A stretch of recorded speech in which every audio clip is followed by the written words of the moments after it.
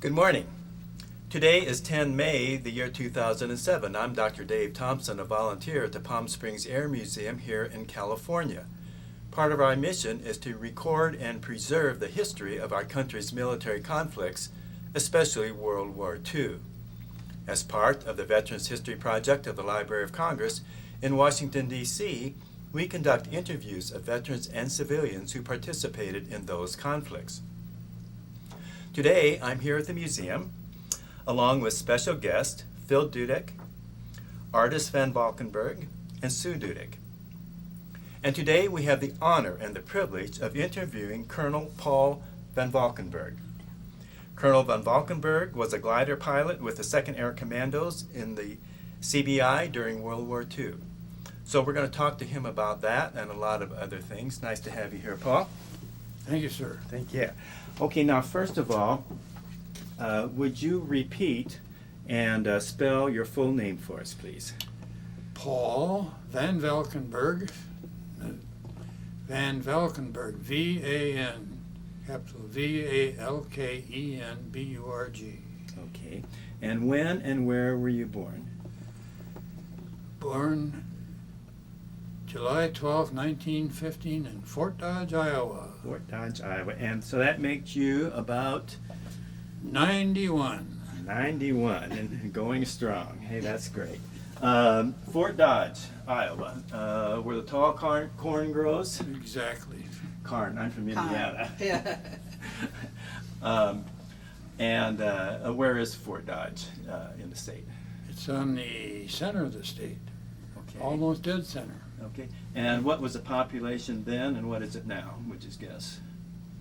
The population was about 15,000 in 1915. I don't know what it is now. You have no idea. Okay. And what was your father's name? My father's name was Leo Van Valkenburg. And what did he do? He was a railroad man, and he ended up being the superintendent of the Twin Cities area railroad. Okay. And what railroad was that? The Minneapolis and St. Louis. Minneapolis and St. Louis. Okay. And did it go through Fort Dodge? The Yes, yes it did. And was your dad on the train itself, or was he in the building, or Well, what did he do?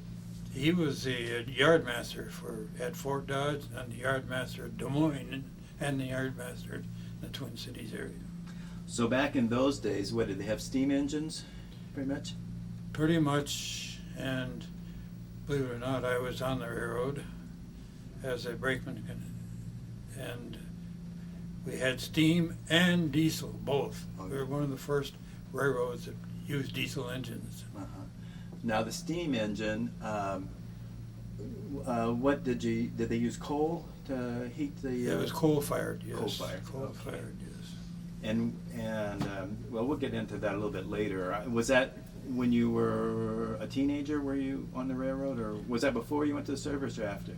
It was before and after. Oh, you did. Okay. Well, we'll get to that a little bit later then. Okay. Now, and your father, what his ancestors? Where did they all come from? Originally,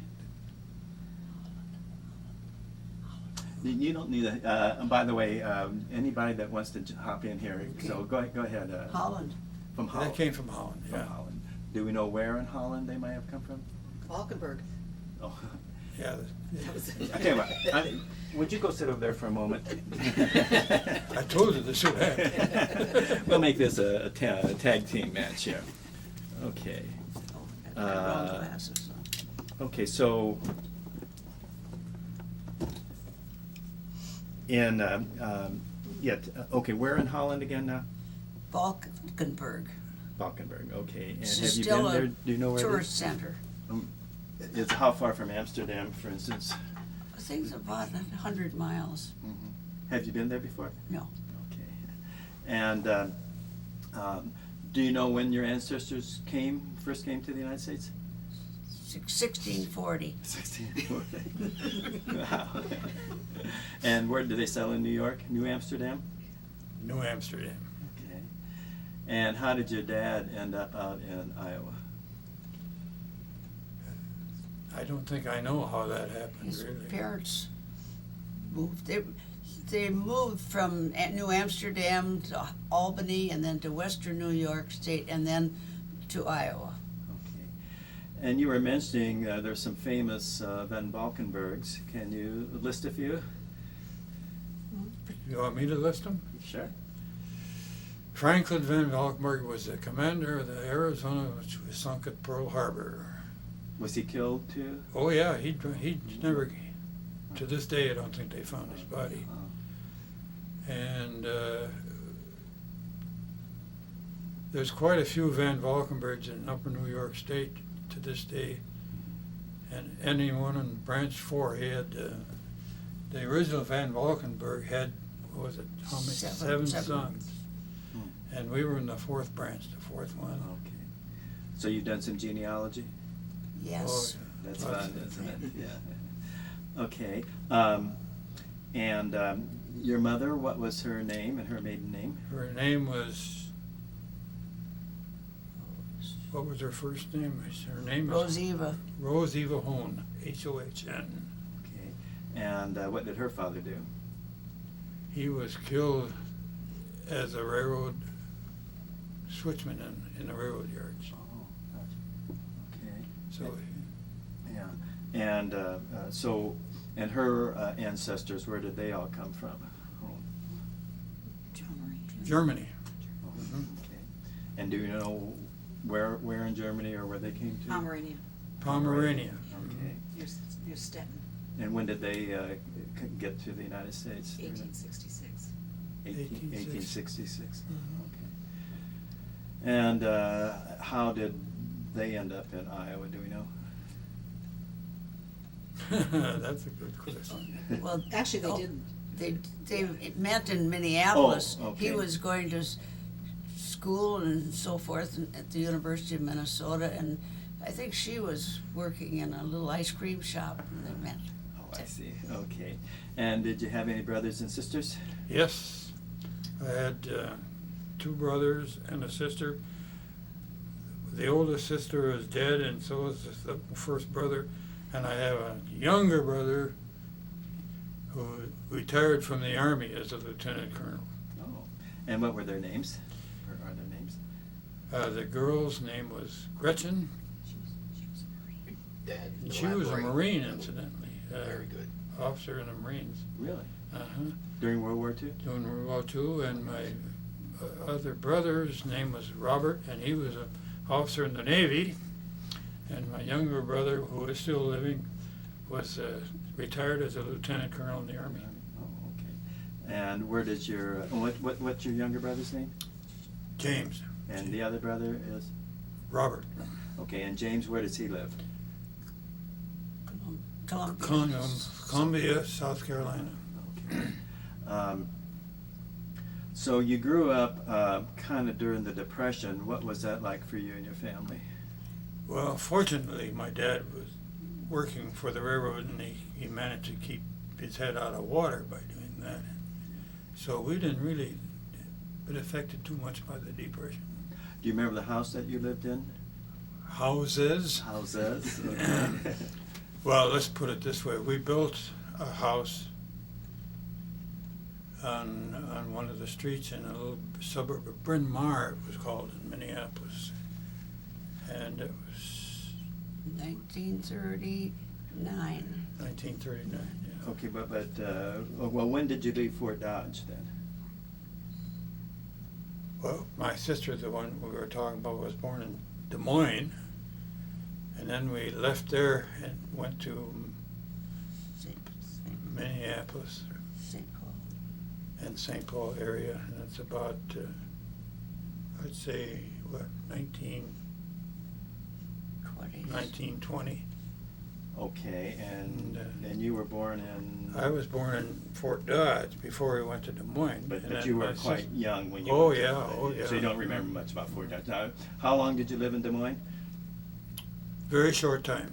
Okay, so Very short time. Yeah. So most of the time you grew up was in Minneapolis then? Minneapolis area, yes. Oh, well. I might intersperse Sure. that being in the railroad, he was his father was transferred many times Sure. to different towns in Minnesota and Iowa. So they just were on the move. I think they said they lived in 17 places in 24 years. So Okay. Do you remember where you went to grade school? I sure do. I went to Bryn Mawr Grade School. And that was in Minneapolis. Minneapolis, okay. And did you have any favorite teachers there that you can recall? Yeah, oh boy, what was her name? Yeah, I did if I could remember her name. But so what did you kids do for fun when you were going to grade school, grammar school and stuff? Well, I played ball. I was quite a ball player. Baseball? Well, no, it was softball mainly then, Uh-huh. and baseball later on. Yeah. Okay, so in Bryn Mawr, or in where you were living, do you remember the street that you lived on there and the house you lived in there? 244 Xerxes Avenue North. That's No. close enough, isn't it? no, they were in Upton. That's where I lived. Oh. What was it? Where your folks lived? Yeah. 245 Upton Avenue South. Upton Avenue, okay. And that is that like in a suburb of Minneapolis or what? Right. Yeah, Okay. but it was part of the city. Uh-huh. Okay.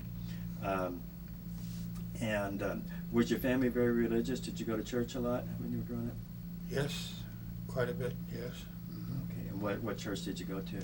Well, there was a church in Bryn Mawr. It was Presbyterian church, and we all went to that. Okay. Then when you were, what high school where'd you go to high school? I graduated from North High School, Minneapolis. Yeah, that's north, okay. And you played ball, did you play ball in school, play sports in school? Yep. I played, softball was a big thing, and I played a lot of softball. Okay. Did you play basketball or football? Yeah, I was on the basketball team at North High, and we won the state championship. Really? Oh my gosh, that's great. Trying to think when George Mikan would have been later, or was he around about that time? Yeah, he was Later. around then, but it was later. When he Yeah. played it, when he became Yeah. famous or whatever. Yeah, I he, remember, yeah, yeah. he was played with the Minneapolis Lakers. Right. Yeah. Did you follow sports? Did you follow the Golden Gophers? And I sure did. And I also played on the football team. oh, in high school you did, yeah. No, Oh, at the university. Okay. Well, we haven't gotten there yet. Oh, yeah. Okay, was Bernie Bierman coaching then? Yes, he was. Okay. Okay, tell me about that basketball, that state championship that you won. Well, one of the things I remember basically at the final score was 15-13 in a basketball game. Which we won. Right. And our tallest man was 6 foot. Do you remember the other team that you played for the championship? Oh, I think it was Marshall. Another high school team. And was your school a pretty good-sized school, North? Oh, yeah, I was quite, as a matter of fact, I only had 3 years from sophomore, junior, and senior, Yeah. because they couldn't handle anymore. Did you have any favorite teachers in high school? No. That you remember? Did you like school, other than the sports? Well, I was a pretty good student, and, Did you have any favorite classes that you? yeah, French, Really? yeah. Yeah, that was my favorite subject, was French. I wish it had been Spanish. So what year did you graduate from high school then? 1933. 1933. And what did you do after? Now, did you have any girlfriends and stuff like that in school? High school? None steady. Okay. Then I went to the University of Minnesota after I graduated. Okay. And what was your major? I minored in French and I majored in, what the heck would they call it? I don't know. Just a general. General. Okay. And you say you played on the football team? Yeah. Really? Don't ask me what position I played or where I played, but I was on the 5th squad. Uh-huh. They had some pretty good teams, I'm sure, when you Oh, were there. very good, yeah, they won really- the national championship a couple of years in a row there. Yeah. Mhm. Do you remember some of the players that were on Yeah, that Pug team? Lund, Bill Bevins, just to name a couple that were all Americans. Right, yeah. Stan Larson, he was an end. What did they run, single wing then, or Norde March? Mainly because that's what Bernie Bierman taught. Yeah. What was he like? Bierman? He didn't say much, but when he said something, you better listen, you know, that type, yeah. Did you finish did you graduate from? I graduated with an AA degree, which was not a 4-year term at all. It was like a couple years. Couple of years, yeah. And what did you do after you graduated?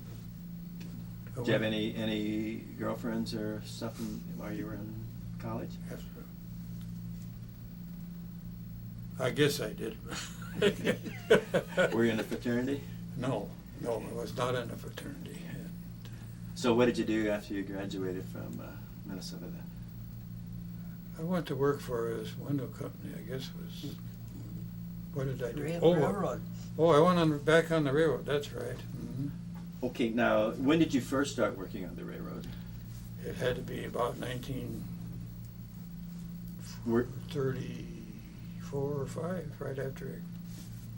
Okay. Oh, you didn't work on the railroad before you went to college then? No, Oh, not until so it's after. afterwards. I worked on the railroad after I got through with the cadets, actually, in '44, and then had to quit the railroad when I went back in the glider program. Okay. No, let's back up for a second. Okay. You left the university in 35? Minnesota? Yes. Okay. Mhm. And I guess I should have asked you too, did you have any odd jobs and stuff when you were growing up? No, Turk Hardware yeah, I worked in a hardware store, yeah. and a meat Mhm. market. And a meat market, yeah. What'd you do in the meat market? I sold meat. You didn't cut it. You didn't cut. You weren't a Oh, meat yeah, I'd go back in the back room and cut out chops and stuff like that, yeah. Okay. So, all right. So when you got out of college, then you worked working on a railroad. What did you do on a railroad? I was brakeman conductor, So you mainly a brakeman.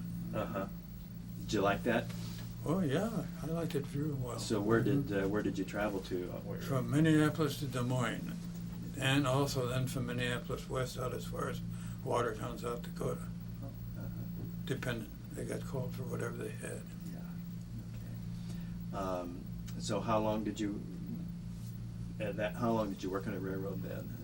For that, from 35 till when, more or less? Well, till 41. about 41, yeah. Okay, and that's when you went. Okay, now that's when you went into the Cal Aero program, to the cadet program. Correct, that's right. Okay, and had you always been interested in aviation and stuff when you were a kid and stuff? Not really. I can't say that I was. I think it was the fact that I went through the primary and basic on the cadets that got me interested. Okay, but why did you decide that you were going to the cadet draft. program? I beat the draft. Oh, okay. Tell So this was tell 'em in. what your number was. I had a, what was it? 137. 137 in the draft, yeah. I beat So the they draft. instituted the draft. Was it 1940 or 40 around then? I mean, it was before World War II. But Oh, yeah. Because I think they could see something was coming, probably. Yeah. And okay, and so you went to. I think you said you went to Ontario. That's correct. And what was that like? It was very good. Did 60 hours in primary, another 60 hours in basic, and then washed out. Okay. And don't ask me why I washed out, because I don't know to this day. Yeah. Then I was supposed to wait and get assigned to a bombardier school in Colorado, which never came. That's the reason I ended up. I heard about the glider program. I guess this is what you want to know. I heard about the glider program and went to a recruiter, and due to the fact that I could fly already, was taken almost immediately. And yet, that was one of the prerequisites of getting the glider program. You had to have a pilot's license. How many hours did you have in the air prior to that time? 120. Oh, okay. And did it come easy to you, flying? I was a mechanical flyer, if that means anything to you. I mean, everything was by the book. Okay. And then if you want to know when I got to be a good flyer, it was in the glider program. I meant to ask you too, when you were growing up, did you have a car or did your family have an automobile? Yeah. What did you have? Well, I think the last one my dad had was a 1940 Dodge, yeah. Oh, that was later. Okay. Tell them about the one that they had the windows that would come off.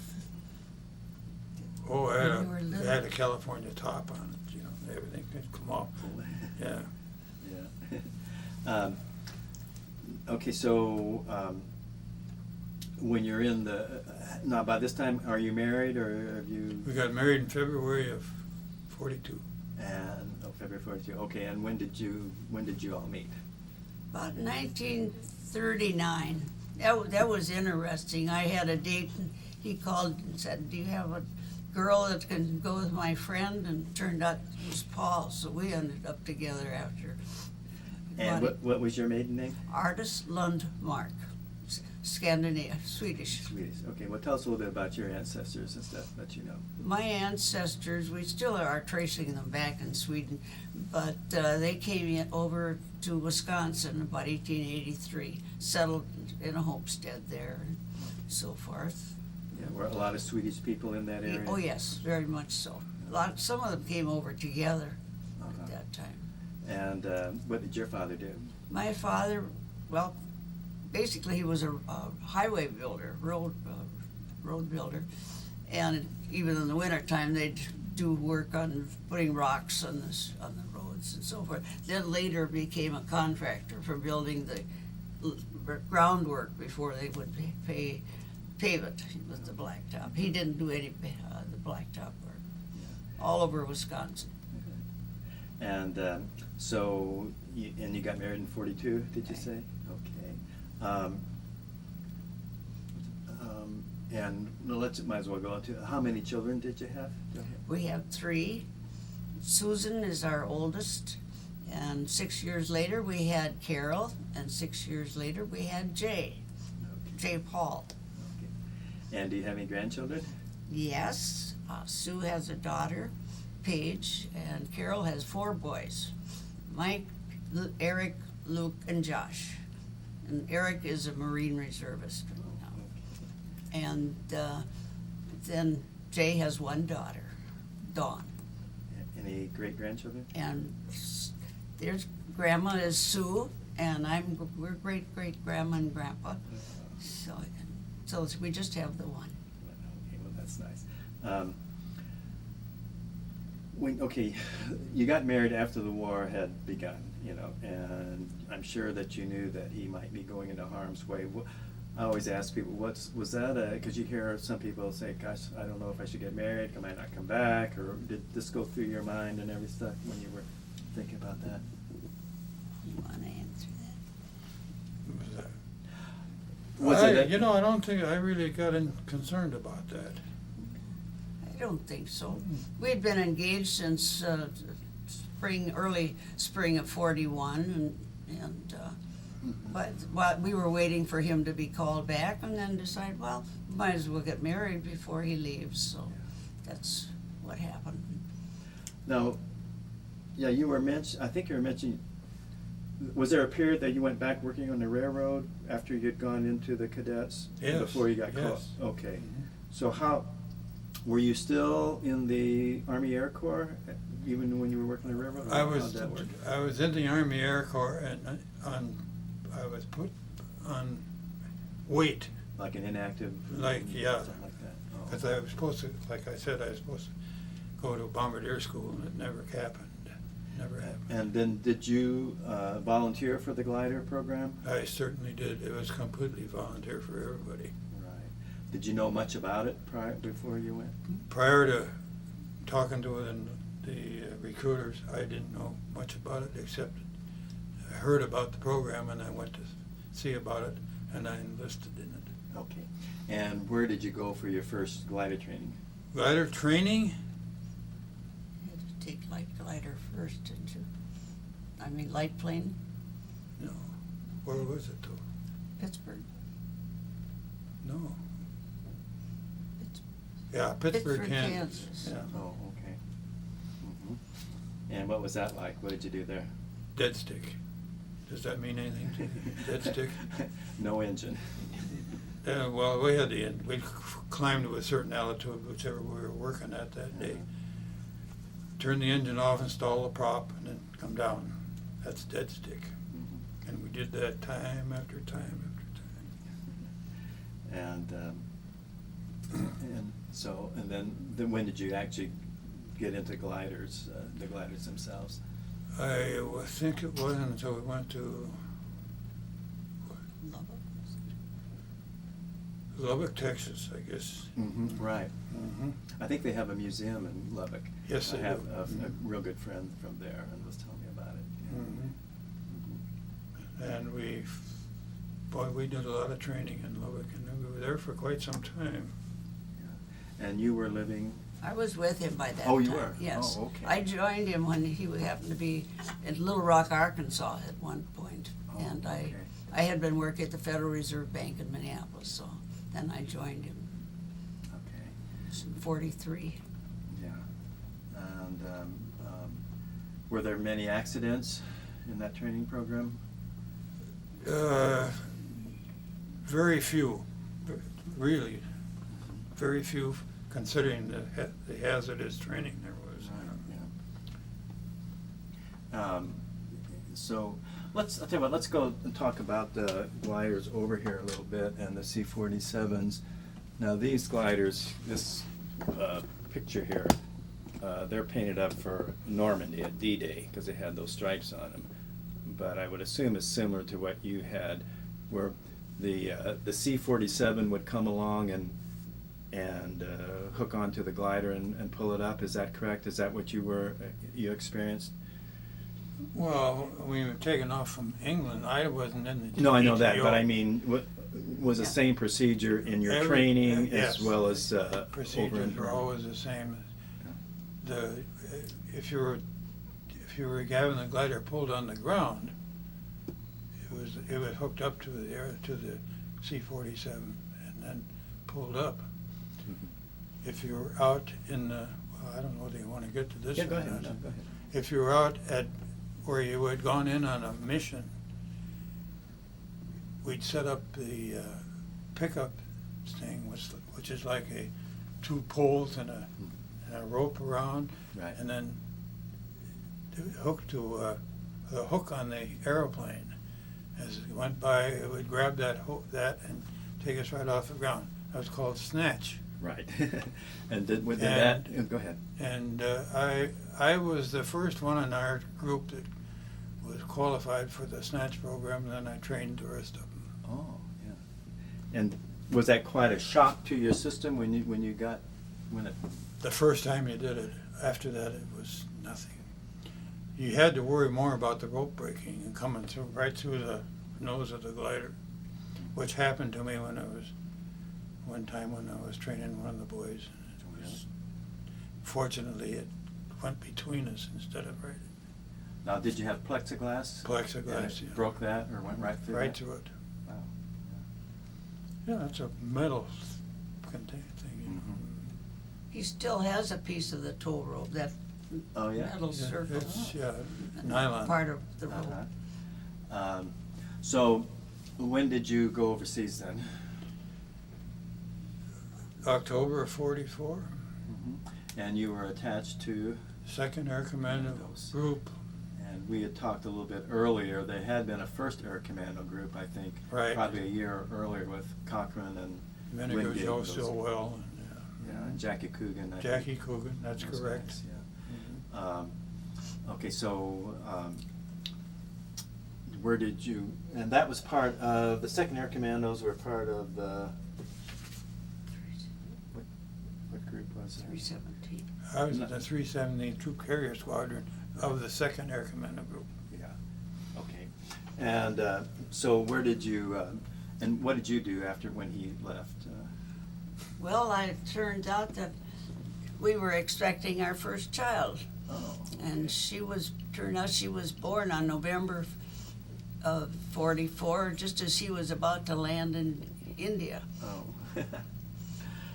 You might ask him about how he got How I got to India. India and back. Oh, okay, well, I will, but I want to ask, what I want to know is, where did you live during the war while he was overseas? Oh, I spent different times in Minneapolis with Paul's parents, and then I was raised on a dairy farm in Wisconsin, about 90 miles away. So we'd take the little train and go up there and spend a couple of weeks, and then we'd come back to Minneapolis. Let me ask you about what it was like on the home front. I was quite safe where we were. I mean, there wasn't that much push for activity. I did wrap bandages, fold bandages, and so forth, but mainly just helping my parents and so forth. And my father, of course, had to quit building roads because that was all shut down come World War II. So what did he? Then he became a dairy farmer, a purebred dairy farmer. And what was the mood of the country like in those days? I think people were quite calm about it. There was no diversification of attitudes and so forth like there seems to be today. Everybody was pulling the same Yes, right. direction, more or less, yeah, and supporting the Right, definitely. the effort and all that stuff. That's right. Okay. Of course, we went on rationing and Mhm. so forth. Yeah. Shoes and gas and sugar and so forth. But you survived that, you know, it's not the... I can remember collecting chewing gum, the label, chewing gum wrappers that had the little metal part Right. of it in, and stomping on tin cans and stuff. That's and right. stuff like that. So, yeah, everybody. That's the thing about World War II. Everybody did their part, whether they were in the service or not. And, so everybody was important in the overall outcome. Okay, so tell me how you got to go to India then, Well, the Raj. To start with, everybody was supposed to be transported by air. Well, we didn't have enough airplanes to take everybody, so somebody didn't go that way, and I was one of them. And and there were quite a few of us left from Palm Beach, Long Beach. Long Beach, California, on the General Pope, which was quite a big ship, across the Troop ship. Like it's across the Pacific, and got the shellacking when it went across the equator like everybody does. Mm-hmm. And ended up in that, what's the name of that town in Australia? Melbourne? Melbourne. Went in there to refuel and all that stuff, and go to get off and have a good time. Nobody got off the ship. You want to know why? The pier was full of women. All the Australian men were gone. They were in service, so we stayed. And I ended up went across the Indian Ocean over to what was the name of that town in Calcutta? in eastern India? Can't think of it right now. And then we got on a train and went by train all the way across over to Calcutta, India. Were you in a convoy coming over on that troop ship? There were about 10,000 men on there. I know, but I mean, were there other ships in the? No, Oh, you were no, just by we yourself. went alone because it was a speedy Or ship. it was fast, and Mhm. it could outrun the subs, they thought, yeah. Yeah, another little thing that happened on the ship, if you're interested in that, is there were four of us that kept together all the time. This one kid made a sextant out of cardboard and was shooting the horizon and everything every day, and the navigator up on the bridge was watching him all the time. And what the heck is he doing, you know? So one day we got invited under the bridge, and we were within miles of where we were on that shoot, by that. Then even one night, this kid said, "There's something wrong." He said, I show you way off course. And he said, the navigator laughed and said, "Of course." He said, "We turned around and went the other way last night because we picked up a submarine." So the kid had done a real good job. And so I thought that was worth talking about. Yeah, absolutely, yeah. So what was India like when you saw it? Well, of course, all we saw was from the train mainly until we got all the way across there. And we did stop at the capital of India. What the heck's New Delhi? Yeah, New Delhi. yeah, and got out on the platform long enough to go over to see the Taj Mahal and back again. And then got to Calcutta, and most of the employees on the base were Indians. How do you spell that town?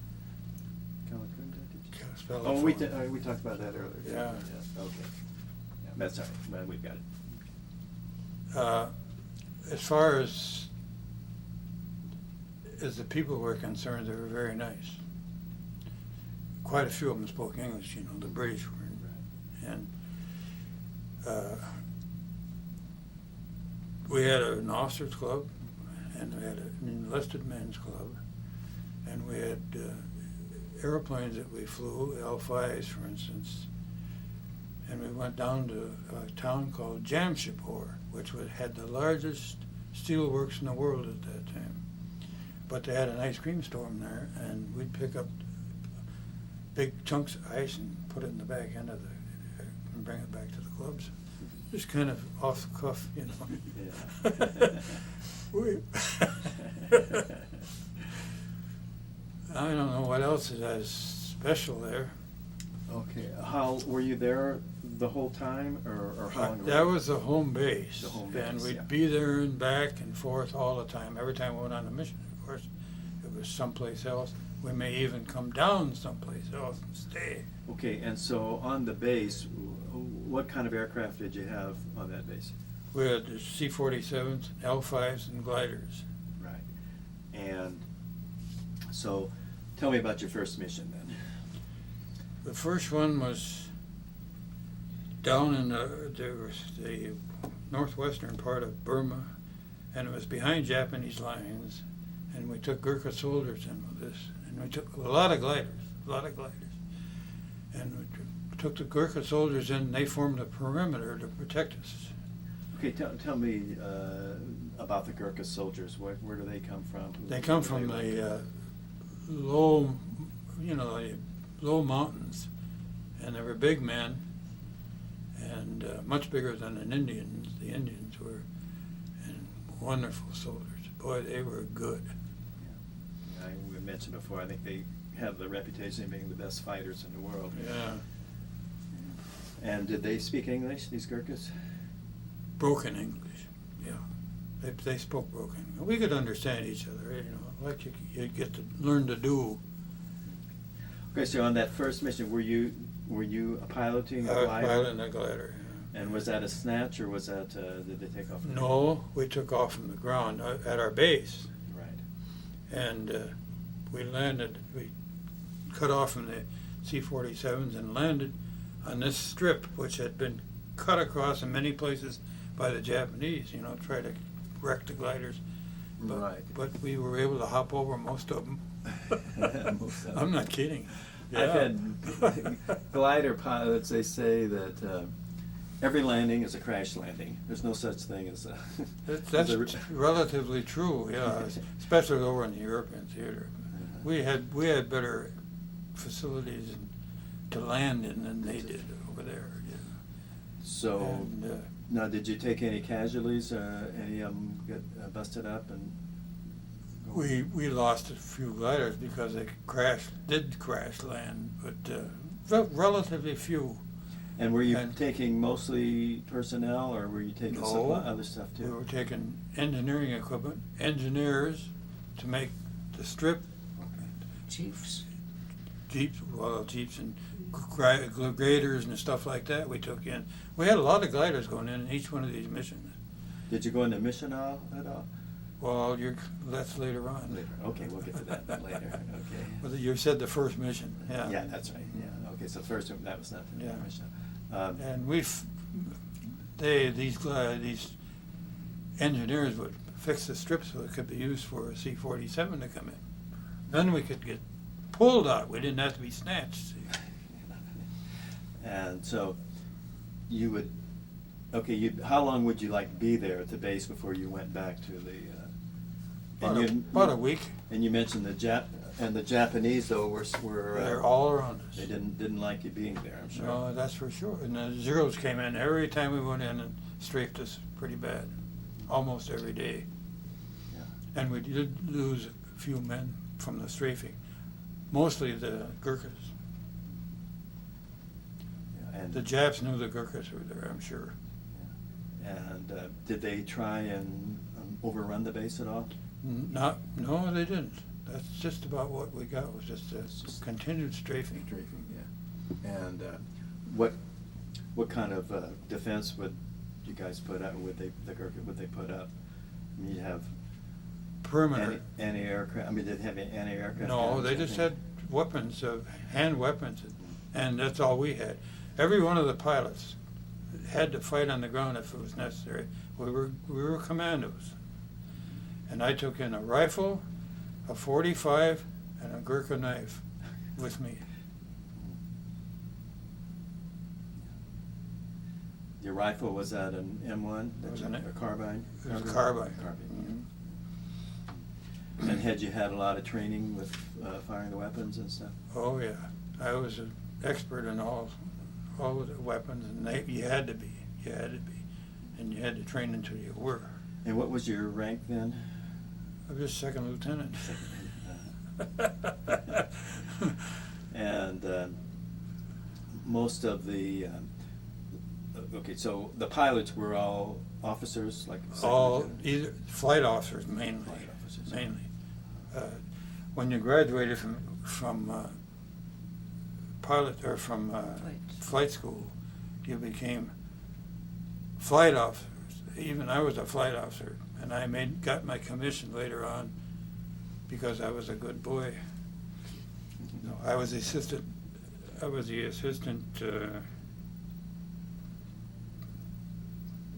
you call it? In charge of the gliders. Okay, operations officer. Operations, something like yeah. that. Now, the handling of a glider or a dead stick, when you're dead sticking a plane, how does that differ from when you have power to deal with? Well, when you're coming into land, and that's what you're talking about, you had to hold a certain speed, and it had to be as slow as you could make it without stalling. And that was difficult, and I was known as Old Slow Paul, even in training. Not Fast Eddie. No, the instructor I had at South Plains, Lubbock, couldn't understand how I could fly that slow and not stall out. Was it a matter of knowing the wind or It's flying? knowing everything. It's feel, mainly. Feel. And here I want to go back to what I was going to say once before, and you wouldn't let me. Is that I was a mechanical flyer in the cadets, and I was a real flyer when I got through with training in the gliders. I mean, I would say it was as good as you could get. And I went for most of the glider pilots. That kind of training was what every power pilot should have had. That's just how good it was. Let's talk about how many, do you remember about how many missions that you flew? 5. Okay. Well, tell us about the other 4 then. Well, they were all the same type, and we all got the same reception when I went in on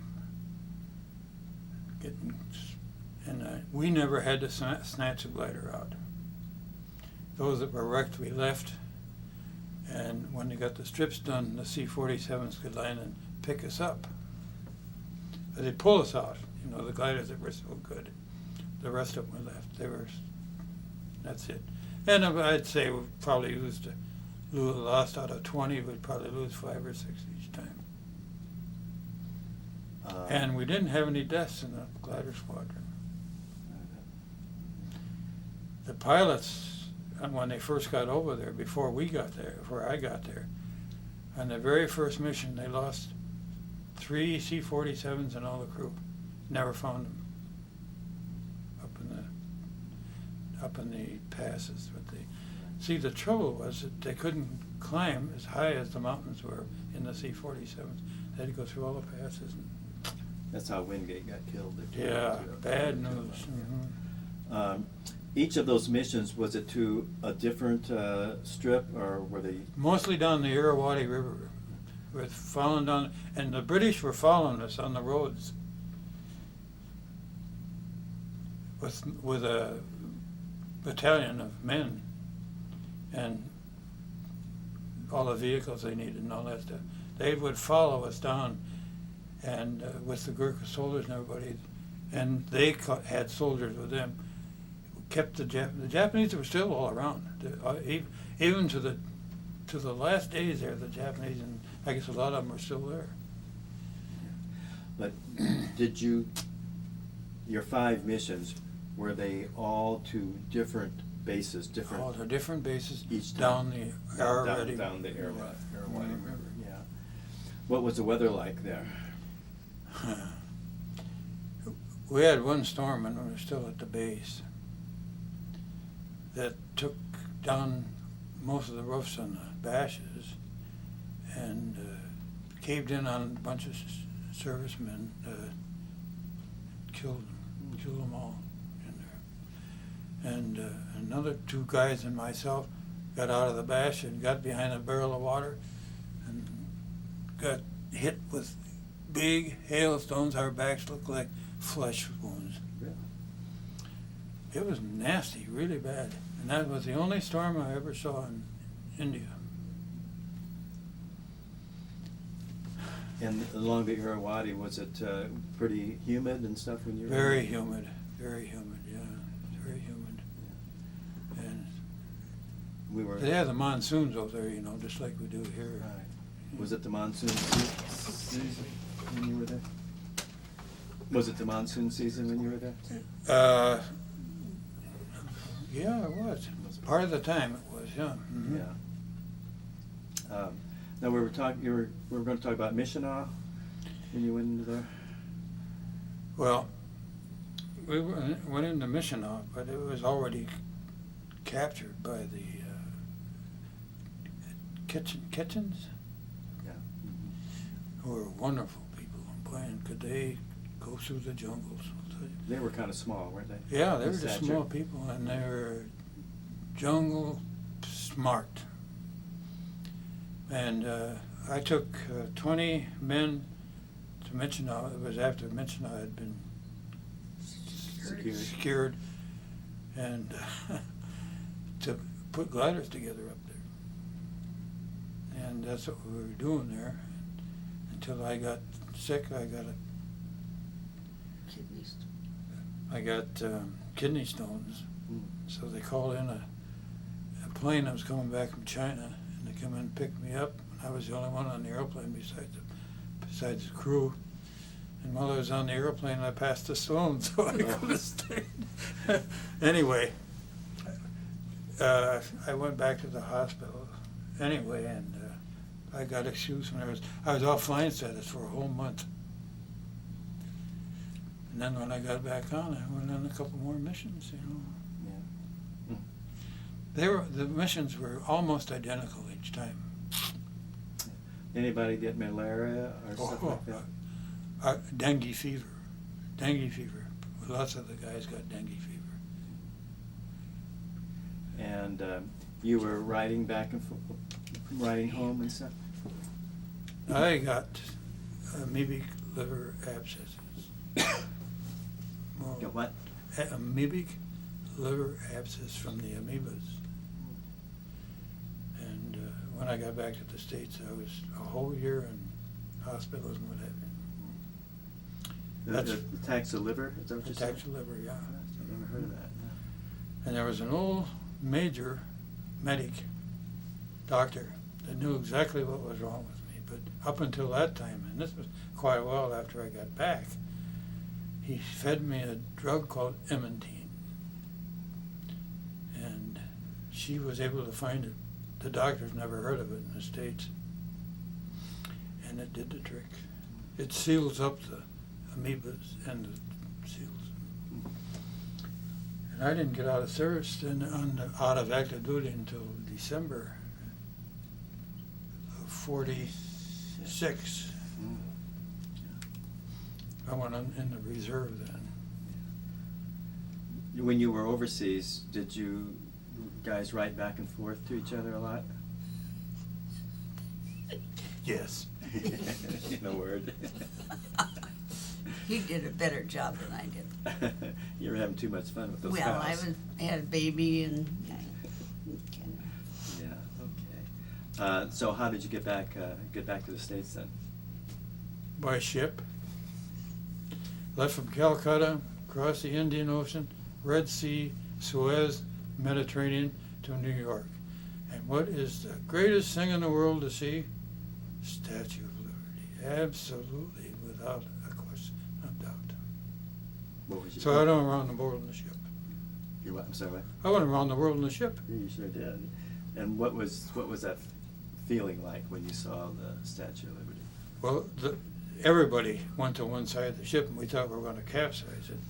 But I don't hardly know how to describe it.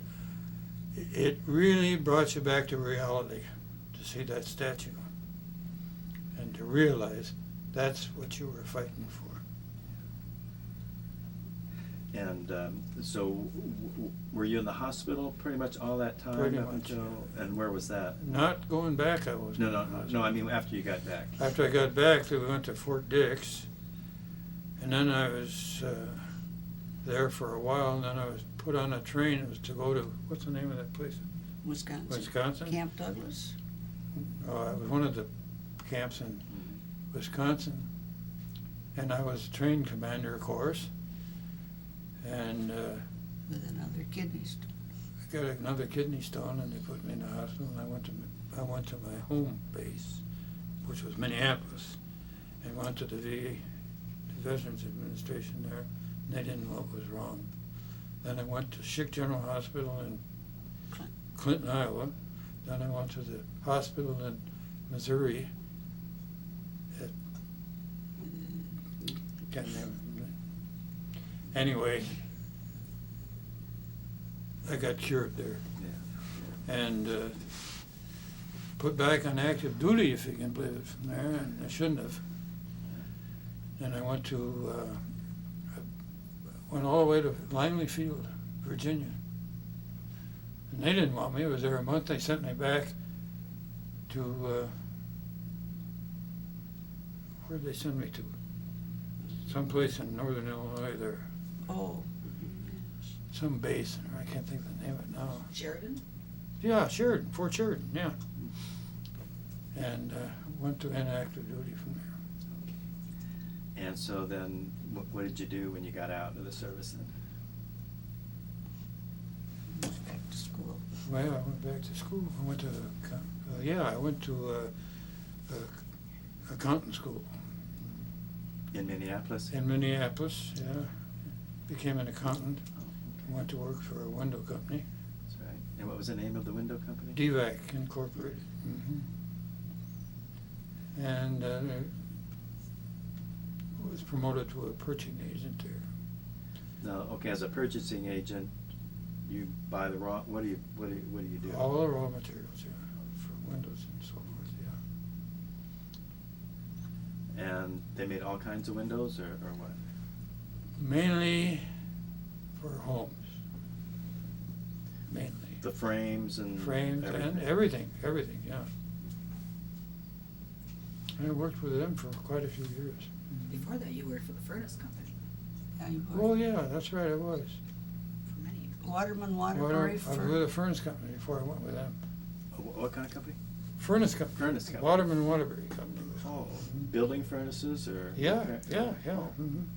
This is all in Minneapolis too? Yeah. Mhm. Okay. And where did you, what was your first house, or where did you guys live there in Minneapolis? 2700 Abbott Avenue North. It was 1949 by the time we got into a house and lived as a family with Susan. Uh-huh. How much did you pay for that house? Oh, you are. 11,000. Corner lot. Corner. Yeah. It was small. And it's the northern part of Minneapolis? is that- Yes. Okay. And the kids, where did they go to school? Well, then we moved down to an area called Bryn Mawr. He mentioned his Right. parents lived there. So they too went to the same grade school as their father did. And then I think when the youngest one was about 6, we moved to another suburb, Minneapolis, Golden Valley. They all 3 went to different high schools. So you lived the longest in Golden Valley then?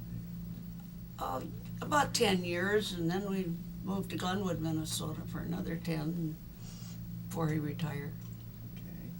Okay. And is that where you, no, you live in, where you live? Lake Havasu? Lake Havasu City now. Okay, well, we'll get to that in a minute. So you worked, why did you leave the furnace company and to go with the window place? I was a bowler, and I was bowling in a league against this team from DVAC, and the president of the company wanted me to come work for them. So I went and worked for him. What was your average? You don't want to know, do you? Sure. Oh, I averaged around 180 a couple of Oh, times. that's pretty good. What was your highest game? About 650. How about it for one? For one? Did you ever have a 300? Okay. No, but I had two 80s and 290s a couple Did you? of times, yeah. That's pretty good. No, I was a pretty good bowler. Yeah, I guess so. Did you play golf then too? No. I did start to play golf when I was with DVAC. And they had a league. And I played softball too for them. Did you? Oh, yeah. What position did you play when you played softball? Shortstop. Oh, that was my favorite. That's where all the action is. The shortstop. Yeah. He made the local paper. By that time, Sue's daughter Paige was born, and so the caption, there's a picture of him with the bat on his shoulder. Grandpa bats 500. Wow. Yeah, I averaged about 500 playing softball. Wow, that's great. So when did you retire? 1980. 1980, yeah. Okay, and now you live in Lake Havasu. When did you move there? 88, was it? Well, about 1985. Yeah, about 85, yeah. Okay, and why did you choose there? Well, for one thing, we had to get her out of Minnesota because she couldn't stand the cold weather and anything like that, so we went down there and just stayed. Yeah. It's a nice place. Oh, yeah. That's nice. So do you play golf? No. Oh, yeah. What's your handicap? Oh, no, I don't have to give you that. No, it's a 30 for a 9-hole. Well, what was your best? Around, at one time, I guess it was around between 15 and 20, someplace. I never was a real good golfer. Did you bowl? Still bowl? No, not anymore. Yeah. But I play golf That's about great. 3 times a week. Only 9 holes. Well, that's great. But, Any other Shot your activities? You've shot your age? I shot my age, yeah, I have shot my age. That's great. Yeah. Other activities, yeah. We go to Laughlin, Nevada quite often. Uh-huh. I wonder what you do there. Yeah. Yeah. Now, is this the first time you've been to Palm Springs, to our area here? Oh, no, she lives over She got- Palm you guys Desert. We were here many years ago, and I tried coming over here, I was trying to remember why we came here. Well, I think we went through here on our way to California. His sister lived in California. Yeah, And we went through Joshua Tree National Monument. yeah. Uh-huh. That's good. And what do you do do you play golf too? I used to. till I wrecked my shoulders. So what do you do? I miss it. What do you do for? Computer, Oh, okay. and I play bridge. So, where do you live in Lake Havasu? We have a condo, nice ground floor condo in a large complex. Is that area growing pretty Very much? much so, very much so. Faster than it can handle it, really. Is that where they have the London Bridge? That's correct. Okay, yeah.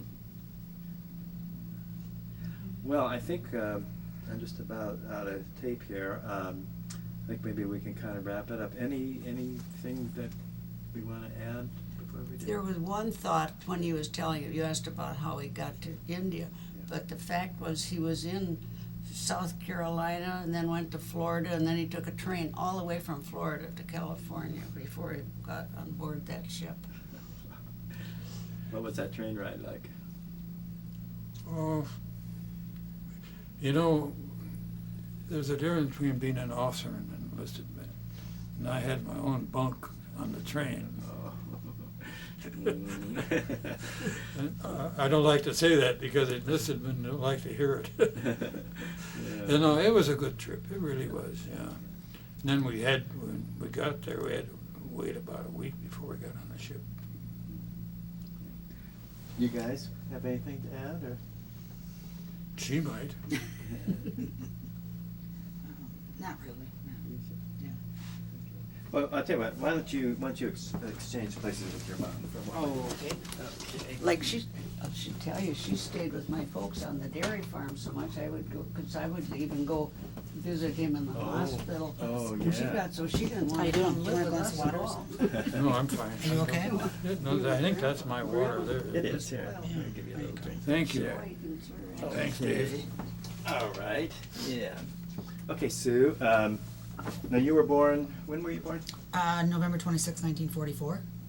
Okay, that's right. When he was way out on the ocean, right? The bounding main. Yeah. And so, share with us a little bit about growing up with these guys. One thing, well, with these guys, of course, I remember them telling me that they would always point to the picture of my dad on the piano. Say, that's your dad, because I didn't see him until I was almost 2.5 years old, because he was about gone, a year old, right. But when he came in the house, they said that was him. I said, no, that's him on the piano. But growing up, Okay, wait, let's just hold that thought. I'm going Okay. to change my tape here. Boy, he's gonna have something on there, isn't he? mhm.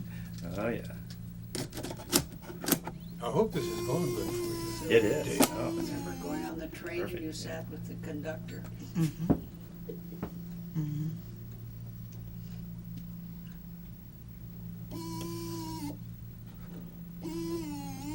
Was that my water back there? I think so. Thank you very much. Yeah. Okay. Okay. All right. And was she supposed to say something about with the conductor on the train?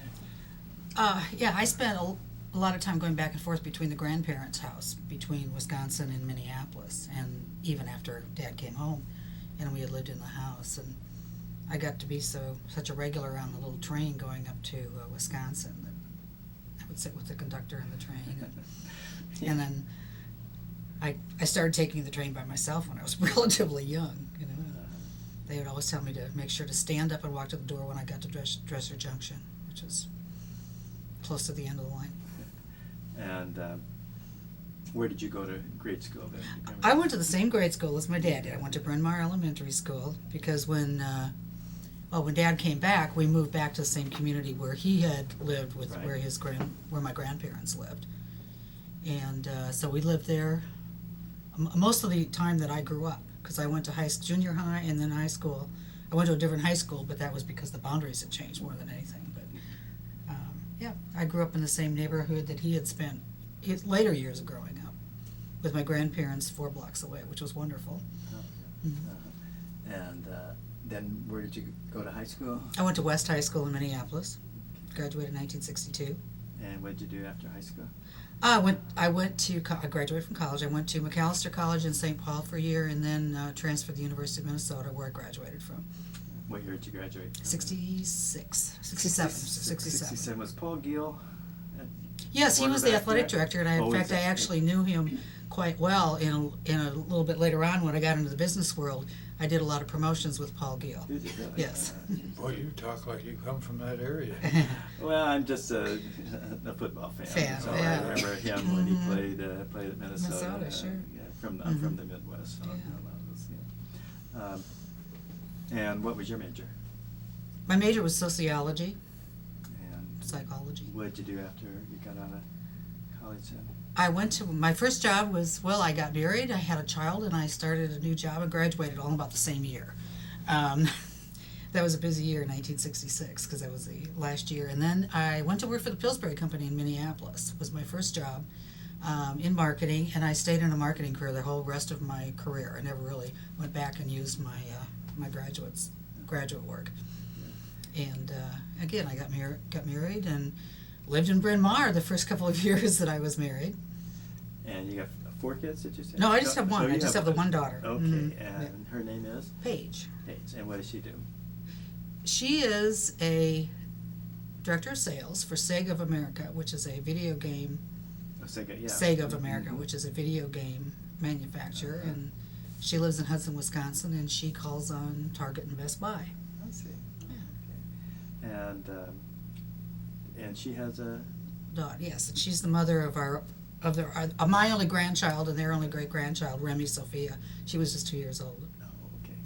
Now, and you live here locally In Palm Desert. all the time, or? Yes, we became full-time residents about a year ago. When did you first start coming here? We bought a condo here 10 years ago when we just after we moved to California. Phil and I moved here from Florida, Oh. Okay. and we bought the place here. Where did you live in Florida? Fort Lauderdale, Miami area. Mm-hmm. Okay. Did the kids grow up in Florida too, or were they? No, by the actually, time you went there? my daughter grew up in. She actually spent most of her younger years in Atlanta. Moved from Minneapolis to St. Louis when she was about 2, and then from St. Louis to Atlanta when she was 3 or 4 years old, and then we lived there until I was transferred back to Minneapolis. And what kind of work did Phil do, or does he do? He just recently retired, 31st of January, and Looks like it's agreeing with him. yes, yes it is. Uh-huh. And he was in the beverage industry most of his career, and we actually met. We both worked for the Royal Crown Cola Company in Miami, and that's how we met. RC. Yeah. Mhm. We I don't know if when you came in, I have a few posters that I've taken out of old Life magazines and stuff. But there's several Royal Crown and used with movie stars and Yes. stuff like that, in color that are really neat. Yeah, in fact, if you enjoy those, you have to share them. Incidentally, my son-in-law is almost a scratch golfer. So Really? don't challenge him. Oh, okay. He's a pretty good student. Yeah. So do you play golf too? Yeah. Okay. And where do you live here?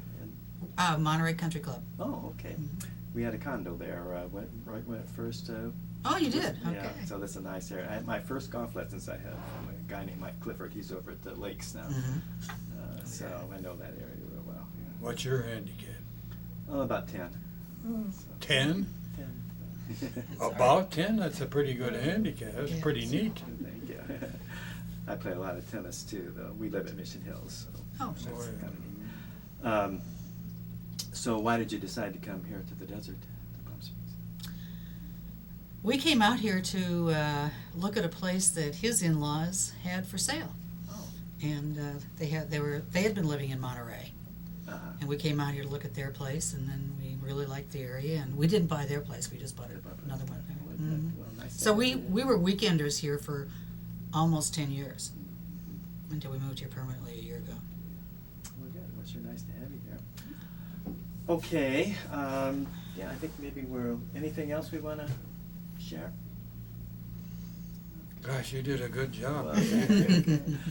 Paul, thank you for your service to our country. Thanks Thank for you, coming sir. in and sharing Thank you. with us. And you guys, I'm thanks for happy I bringing him came in. now. Well, good. I'm glad you did. Glad you did.